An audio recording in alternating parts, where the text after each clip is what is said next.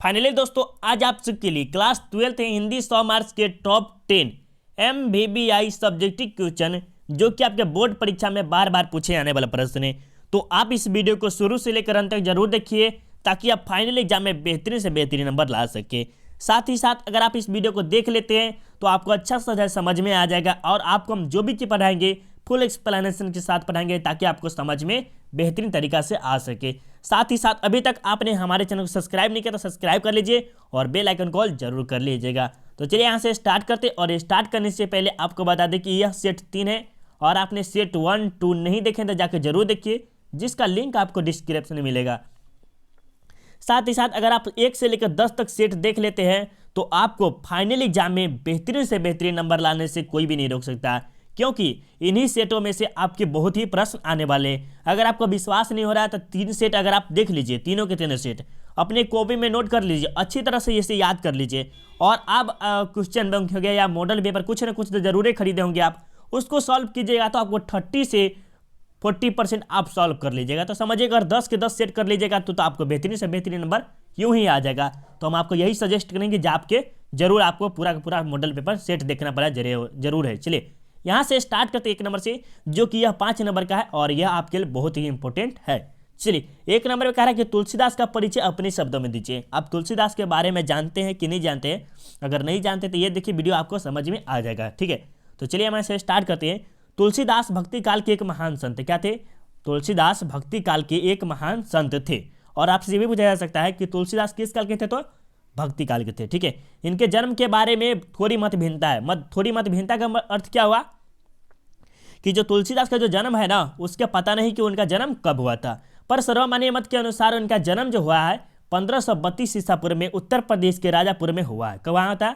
उत्तर प्रदेश के राजापुर में हुआ है। किनका? तो तुलसीदास का हमारे। ठीक है, इनके पिता का नाम क्या था? आत्माराम दुबे एवं माता का नाम था हुलसी देवी। क्या नाम था? इनके पिता का जो नाम था क्या था? आत्माराम दुबे पिता का, और माता का नाम क्या था? हुलसी। इनके जन्म के बाद माता पिता ने इनका त्याग करते। त्याग करते क्या होता है कि बच्चा को जन्म दिया, जैसे तुलसीदास को जन्म दिया और उसे कहीं छोड़ दिया। ठीक है, ये हुआ आपके त्याग करना। ठीक है, इनका पालन पोषण बाबा नरहरिदास ने किया था। किसने किया था? बाबा नरहरिदास ने। और शिक्षा भी इन्हीं से शायद प्राप्त किए थे ये तुलसीदास।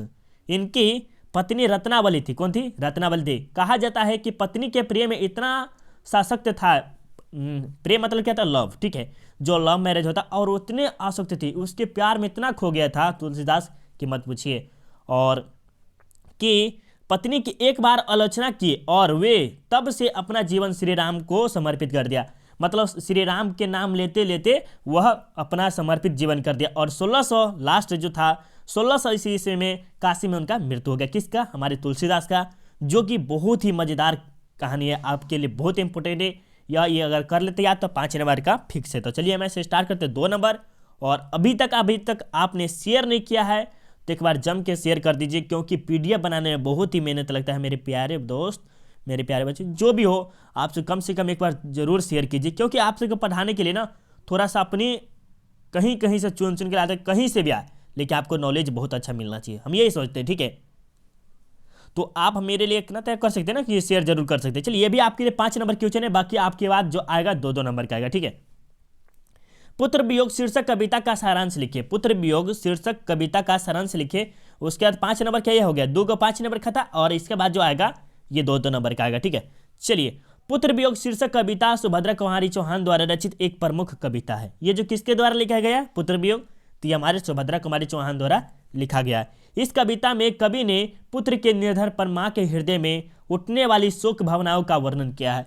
अब शोक मतलब क्या होता है कि शोक गीत होता है जो अपने मन से खराब, जैसे बोली होता है ना कि रोने वाला होता है, जो उसे शोक कहते हैं। किसी की गम में भूल जाना, जैसे लव स्टोरी वाले में हम बात होता है। ठीक है, लव के बारे में बताते हैं कि मान लीजिए आपकी प्रेमिका है या प्रेमी है। ठीक है, दोनों है, लवर और लव, क्या भी समझिए, ये दोनों है ना। मान लीजिए कोई लड़का और लड़की छोड़ देता है, इस समय यही भावुक होकर निकलता है, रोने का मन करता है, तो वही समय अपने पुत्र के लिए क्या होती है? सुभद्रा कुमारी बहुत ही भावुक हृदय से रोती है। कौन थी? हमारे सुभद्रा कुमारी चौहान का वर्णन किया है।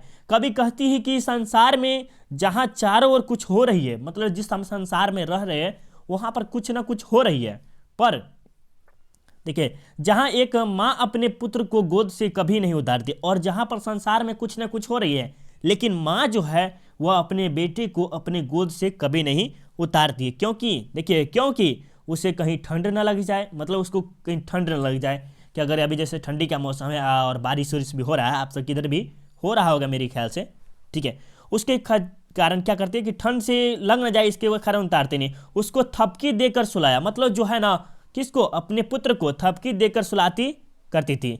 उसके लिए मधुर संगीत लोरिया गाती थी। मतलब मान लीजिए कि उसको संगीत नहीं आती, तब भी वो मधुर से मधुर संगीत गाती थी। जिसे बचपन में आप जरूर सुने होंगे, कहे होंगे मम्मी एक कहानी सुनाओ, या पापा को कहे जरूर होंगे, ठीक है, उसी समय होते हैं। उसके चेहरे पर मलिनता देखकर माँ को तनिक भी नींद नहीं आती।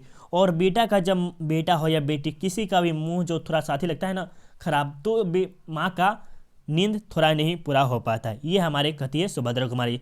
पुत्र के कल्याण के लिए माँ आपको भूल जाती है। मतलब माँ जो है ना, पुत्र के कल्याण के लिए सारा संसार को भूल जाती है, सिर्फ आप ही को देखती है। वह पत्थरों को देवता, संत, फकीर सबके आगे भीख मांगती है। मतलब अपने बेटा की चाहत के लिए, जब इसका बेटा खो जाता है तो वह चाहता है कि मेरा बेटा फिर आए, तो उसकी चाहत में वो क्या करते हैं कि संत, फकीर, देवता, पत्थर के देवता को क्या करते हैं, भगवान मान के उसे पूजा करते हैं, माथे टेकती है और सबको दूध, नारियल, बतासे चढ़ाती है। पर माँ का धन, उसका बेटा खो गया। फिर भी क्या होता है कि उसका जो बेटा है खिलौना, वह धन खो गया। अब माँ जीवन नीरस, वह सुना सुना हो गया। जो माँ का जो जीवन है क्या हो गया, नीरस, मतलब सुना सुना हो गया।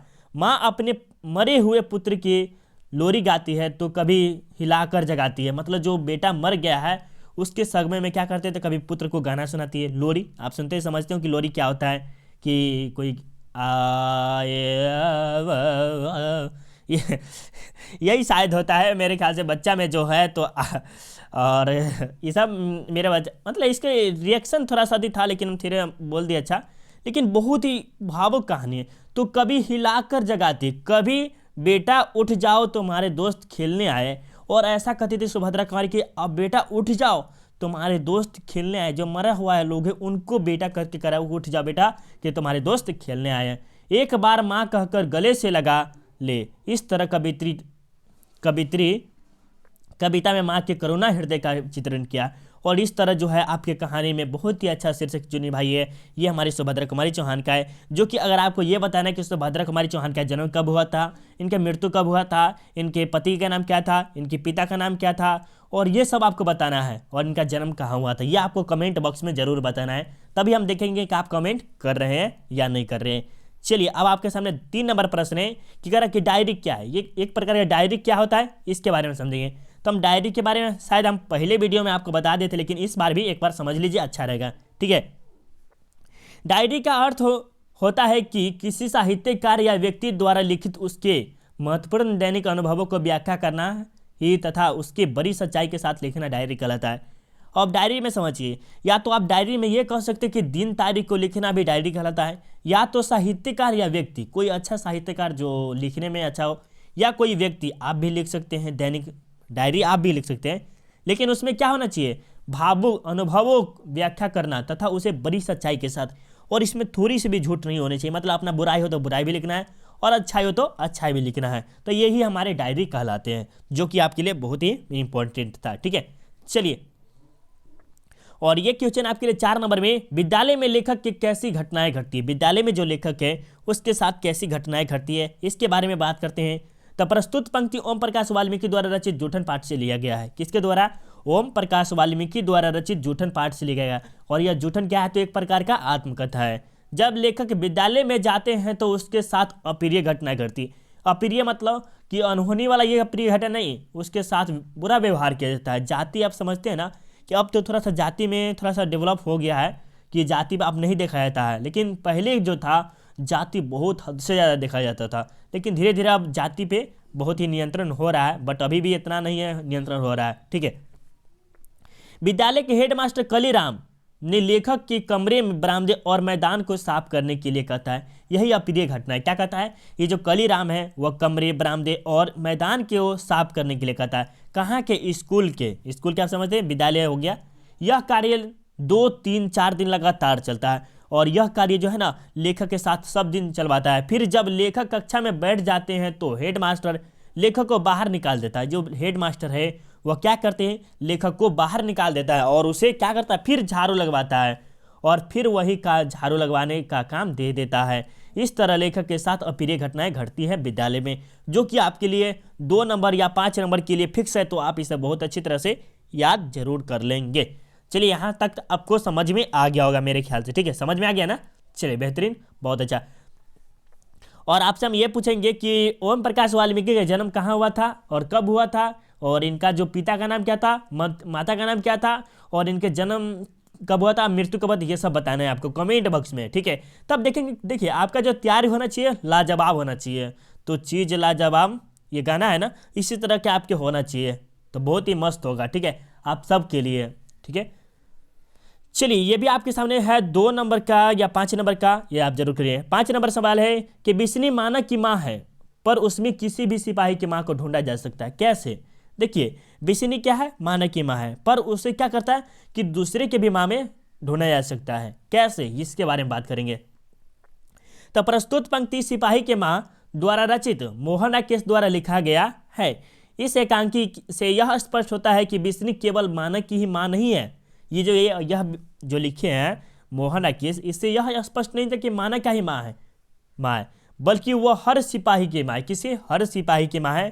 उसे अपने पुत्र मानक की चिंता है, मतलब जिसका पुत्र जो मानक है उसका चिंता तो है ही है, साथ ही साथ दूसरे का भी पुत्र का उतना ही ख्याल रखती है कि दूसरा के पुत्र को कुछ ऐसा ना हो जाए, अनहोनी ना हो जाए, इसका भी ये ख्याल रखती। कौन थी, ये हमारी बिस्नी, ठीक है। जितना अपने पुत्र मानक का एक दिन रखती है ख्याल, उतना अपने दूसरे का भी। एक दिन बिस्नी स्वप्न देखती है, मतलब एक दिन जैसा होता है रात को जैसे हम देखते हैं स्वप्न, वही है सपना, वही समझिए, देखते हैं जिसमें मानक और उसके फौजी दुश्मन दोनों रहते हैं। दुश्मन मतलब कि सिपाही हो गया और मानक रह गए, दोनों के दोनों रहते हैं। बिस्नी दोनों से आग्रह करती है कि कोई किसी को नहीं मारेगा, और यह आग्रह करती है कि किसी को कोई नहीं मारे। क्यों नहीं मारेगा, क्योंकि उसके घर की भी आर्थिक स्थिति खराब होगी, तभी तो वह फौज में गया है। जब तुम्हारे घर की स्थिति खराब है तभी तो तुम फौज में गए हो, ये कह रही है, ठीक है। माँ की ममता के अथाह सागर है, जो माँ की जो ममता होती है अथाह सागर होती है। ये गाना भी है, तेरी उंगली पकड़ के चला ममता के आंचल में पला। बहुत अच्छा गाना है ना, आपसे जरूर कमेंट करिए अच्छा है कि नहीं गाना। थोड़ा सा हमें गाना नहीं आता, जिसका कोई अंत नहीं है। इसीलिए ऐसा प्रतीत होता है कि बिस्नी के मृत्यु में किसी भी सिपाही के माँ को ढूंढा जाता, और यह कहती है कि लेखक कि जो सिपाही जो है मतलब बिस्नी है, उसके जो गुण में किसी भी माँ को ढूंढा जा सकता है, सिपाही के या किसी को भी ढूंढा जा सकता है। तो ये बहुत ही बेहतरीन था आपके लिए, इसे आप जरूर अच्छी तरह से रीड कर लेंगे और अपने कॉपी में जरूर इसे जरूर उतार लेंगे, ठीक है। चलिए 6 नंबर में करबक में कवि की सोच क्या। ये जो करबक पाठ है, ये जो मलिक मोहम्मद जायसी द्वारा रचित है, इसमें कवि की क्या सोच है, तो इसके बारे में देखिए। करबक में कवि की सोच यह है कि व्यक्ति तो मर जाता है पर उसके आदर्श सादा के लिए समाज पर अपना छाप बना लेता है। और समझिए छाप का अर्थ क्या होता है, आप समझिएगा कि सर बोलेगा छाप का अर्थ क्या होता है। मान लीजिए आप अच्छा कर्म किए, ठीक है, और किसी भी समाज में आप जहाँ पर भी रह रहे वहाँ पर आप अच्छा कर्म करें, और आपका मृत्यु जब हो जाएगा तो आप अपना निशानी छोड़ के जाइएगा, हाँ ये आदमी जो थे बहुत ही अच्छा कर्म करके गए हुए थे। नहीं तो अगर आप गुंडागर्दी करके जाते तो भी आपका छाप छूट के जाता है कि वह बहुत ही बेकार कर्म करके गया था, भले मर गया, ठीक है।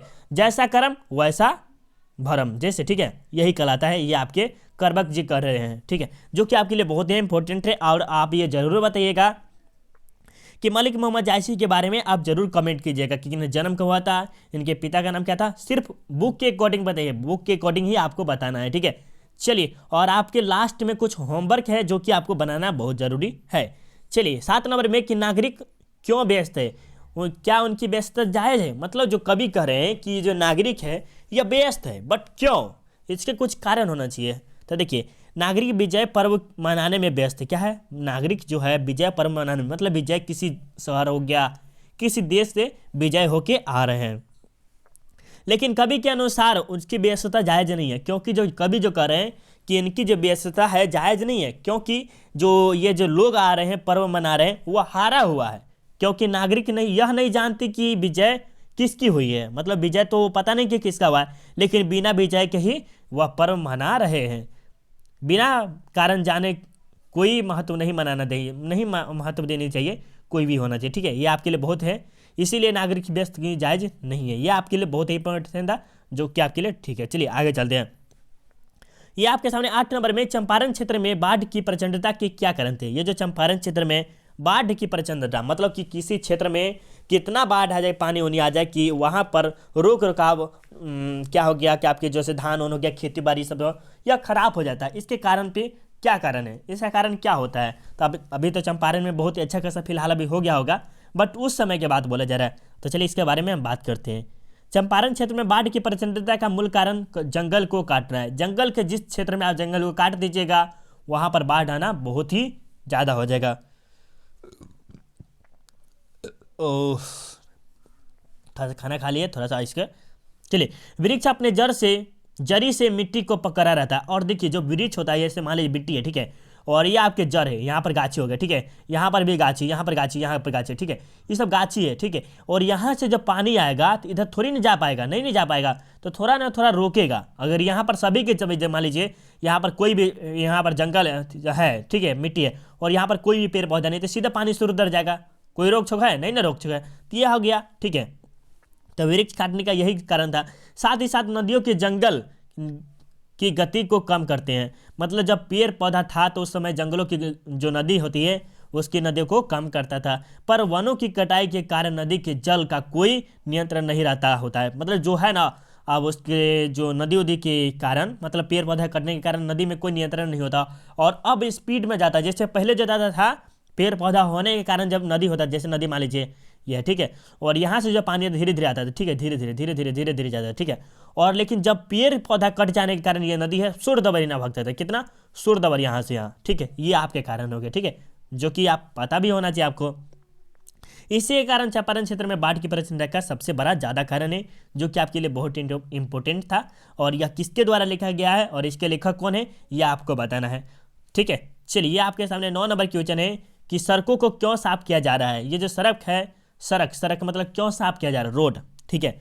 सड़कों का साफ इसीलिए किया जा रहा है क्योंकि जब विजय जुलूस निकले तो सड़कों धूल न पड़े, क्योंकि धूल से राजा की छवि खराब हो जाती है, इसीलिए सड़क साफ हो रही है। और इनका कहना है कि जो सड़क जो साफ हो रहा है इसका कारण जो है, जो विजय मना के आ रहे हैं, जुलूस निकलेंगे उससे कोई धूल उल ना पड़े, ताकि राजा को फेस पर, मतलब चेहरा पर धूल ना पड़ जाए, इसके कारण उसका जो फेस है वह खराब है, इसीलिए सड़क साफ हो रहा है, जो कि आपके लिए बहुत इंपॉर्टेंट था, जो कि अच्छा खासा पूछा भी गया है। और ये आपके सामने 10 नंबर क्वेश्चन है, और इसके बाद आपके होमवर्क भी है, जो कि आपको देखना बहुत ही जरूरी है। 10 नंबर पर प्रश्न पूछा है कि गंगा पर पुल बनाने में अंग्रेजों ने क्यों दिलचस्पी नहीं ली, इसके बारे में बात करेंगे। तो अंग्रेज ने गंगा पर पुल बनाने में दिलचस्पी नहीं ली क्योंकि अंग्रेज के खिलाफ दक्षिण बिहार में क्रांतिकारी विचार फैल गए। क्या हुए, क्रांतिकारी विचार फैल गए। अंग्रेजों के साथ वहाँ बगावत अन्य जगह पर फैल जाते तो अंग्रेज बहुत भारी नुकसान होता, मतलब अंग्रेज का बहुत भारी नुकसान होता। अंग्रेज नहीं चाहते थे कि यह क्रांतिकारी विचार अन्य किसी जगह पर फैले, इसीलिए अंग्रेज गंगा पुल नहीं बनवाना चाहते थे। और इसके बारे में समझिए, जैसे अंग्रेज का जो था ना उस समय जब पुल बनाने था, ये भी हमारे ओ सदनीरा से ही लिया गया है, जो कि बहुत ही इंपॉर्टेंट चैप्टर है आप सबके लिए। और आप हमें जरूर बताइएगा इनके लेखक कौन है, ये जरूर बताइएगा, ठीक है। और इनका जो पुल बनाने का रीजन था, ये हमारे महात्मा गांधी का था। तो ये था ना कि नहीं बनाना चाहते थे, कौन था, अंग्रेज, क्योंकि जो अंग्रेज का खिलाफ धीरे धीरे बढ़ने लगा। अगर गंगा पुल पर बन जाता तो एक जगह से दूसरे जगह स्टार्ट हो जाता, तो यह फैलना उचित नहीं होता। जैसे मान लीजिए एक क्षेत्र है, यहाँ पर क्षेत्र, ठीक है, और यहाँ पर जो पुल बन जाता तो इसके माने जो यहाँ पर जो आदमी सब है, यहाँ पर तो मान लीजिए अंग्रेज का बगावत होना स्टार्ट हो गया, तो यहाँ पर भी हो जाता। क्यों, क्योंकि यहाँ से यहाँ पर जाते तो हो जाता, बगावत स्टार्ट हो जाए। इसी कारण अंग्रेज नहीं बनवाना चाहते थे, जो कि आपको बहुत ही अच्छी तरह से समझ में आ गया। और हम चलते थोड़ा सा होमवर्क आपको दे देते हैं, और ये आपके होमवर्क है, तो होमवर्क आपको जस्ट दे रहे हैं। पहले बता दें कौन कौन सा क्वेश्चन आपके लिए बहुत इंपॉर्टेंट है, ठीक है। चलिए पहले कुछ बता देते कौन सा क्वेश्चन। देखिए यह सेट 3 थे, और आपने सेट 1, 2 नहीं देखे, जाके आप देख लीजिएगा, बेहतरीन तरीके से आपको समझाए उसमें भी, ठीक है। और ये आपकी क्वेश्चन बहुत ही अच्छा है, जो कि आपको याद कर लेंगे। सबसे बेस्ट है तो ये आप कर ले, डबल स्टार मार लीजिए, क्योंकि यह हर साल पूछा जाता है, तो पूछा जाता है, क्योंकि यह बहुत ही अच्छा है, ठीक है, ये जरूर याद कर लेंगे। साथ ही साथ डायरी आपके 2 नंबर में भी पूछा था, जो कि आपके लिए बहुत इंपॉर्टेंट है। हम ये लगभग 2 बार करा दिए और दोनों बारे में अलग अलग था, ठीक है। और विद्यालय के लेखक ये भी थोड़ा सा इंपॉर्टेंट है, इसे जरूर याद कर लेंगे, ठीक है। चलिए, ये आपके लिए बहुत इंपॉर्टेंट है, क्योंकि जो है ना इसमें डबल स्टार के बाद 2 नंबर का पूछा जाता है, 2 नंबर का है, ठीक है। इसका भी आपको बहुत इंपॉर्टेंट है, ठीक है। चलिए, और ये भी आपके कर्मक पाठ के लिए 5 नंबर का है, जो कि ये छोटा सा है। अगर आप चाहते हैं कि कर्मक का बड़ा लिख ले तो आप लिख सकते हैं, जो कि 5 नंबर का, ये भी डबल स्टार मार्क मान लीजिए।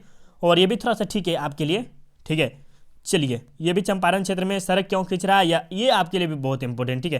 देखिए, जितने भी क्वेश्चन थे अपने आप में बहुत इंपॉर्टेंट था, और आगे जो भी आएगा, जैसे मान लीजिए सेट जो 4 आएगा वो भी आपके लिए बहुत इंपॉर्टेंट है। और आप चाहते हैं कि पीडीएफ चाहिए, तो पीडीएफ के लिए आपको कुछ नहीं करना है, इस नंबर पे कांटेक्ट कर लीजिए, या तो आप टेलीग्राम पे जाकर सर्च कीजिए self study with Kundan Kumar, आपको मिल जाएगा, ठीक है। और अगर आप चाहते हैं तो इसको आप कांटेक्ट करके हमसे बात कर सकते हैं, ठीक है। चलिए, और होमवर्क में आपके जो मिला रहा है वो आपको होमवर्क सबमिट करके आप इसी नंबर पे भेजना है। किस नंबर पे? इस नंबर पे होमवर्क सेंड कर देना है, ठीक है। चलिए, 5 क्वेश्चन अगर आपसे नहीं बनना है तो बस शर्म आएगा आपको कि आप नहीं बना पाए। अगर आपसे 5 क्वेश्चन नहीं बनना है तो आपसे शर्म आएगा कि हम क्वेश्चन में कुछ ही नहीं पढ़े। अगर आप तीनों के तीनों सेट देख लेते, तब आप ये क्वेश्चन हल कर सकते हैं। 3 के 3 सेट अगर देख लेते हैं तो आप कुछ न कुछ इस क्वेश्चन का हल जरूर कर लीजिएगा। तो आप सभी के सभी स्टूडेंट जरूर इस नंबर पे भेज देंगे, स्क्रीनशॉट जरूर ले लेंगे और इसी नंबर पे आपको भेजना है, ठीक है। Bye bye. और सेट 4 के लिए कमेंट जरूर, और वीडियो कैसा लगे आप हमें जरूर बताइएगा, ठीक है। Bye bye.